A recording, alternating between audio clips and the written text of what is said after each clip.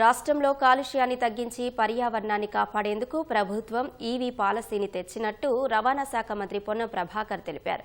EV వాహనాలను ప్రోత్సహించేందుకు ఆయన మినిస్టర్ క్వార్టర్స్ నుంచి అసెంబ్లీకి ఎలక్ట్రిక్ కారులో వచ్చారు. ప్రభుత్వ ఉద్యోగులకు ఈవీ వాహనాలకు 10 నుంచి 20% ప్రోత్సాహకాలు ఇచ్చే పథకం అమలుకు ముందుకు వచ్చిన టాటా మోటార్స్ను మంత్రి అభినందించారు.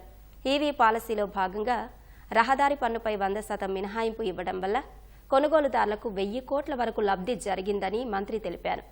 ఈవీ వాహనాలను ప్రోత్సహించే దిశలో ఛార్జింగ్ స్టేషన్లు, మౌలిక సదుపాయాలను ప్రభుత్వం కల్పిస్తుందని తెలిపారు. ఈవీని ప్రోత్సహించాలని ఇప్పటికే ట్యాక్స్ రిజిస్ట్రేషన్ ఎగ్జంప్షన్ ఇచ్చిన సందర్భంగా హైదరాబాద్ ఢిల్లీ లాగా కావద్దని, కాలుష్య రహితంగా ప్రజలందరూ ఎయిర్ ఇండెక్స్ ను కాపాడుకునేటువంటి ప్రయత్నంలో భాగంగా ఈ ప్రభుత్వం ఆర్థికంగా పన్నుల రూపంలో నష్టపడ్డప్పటికీ ప్రజల ఆరోగ్యాల దృష్ట్యా ఈ ఈవీ పాలసీని కొనసాగించే భాగంగా ఛార్జింగ్ స్టేషన్లను కూడా అనేకంగా పెట్టేటువంటి ప్రయత్నంలో భాగంగా ప్రభుత్వం ఇచ్చినటువంటి విజ్ఞప్తిని ఆలోచన చేసి టాటా మోటార్స్ వారు ఈ విధంగా ముందుకు రావడానికి వారికి అభినందనలు తెలియజేస్తూ ఈ అవకాశాన్ని ప్రభుత్వ ఉద్యోగులు అదేవిధంగా మిగతా వాళ్ళు కూడా వాహనాలు కొనుగోలు సందర్భంగా ఈవీ వాహనాలనే కొనుగోలు చేయాలని చెప్పి సందర్భంగా రాష్ట్ర రవాణా శాఖ పక్షాన్ని విజ్ఞప్తి చేస్తున్నాం.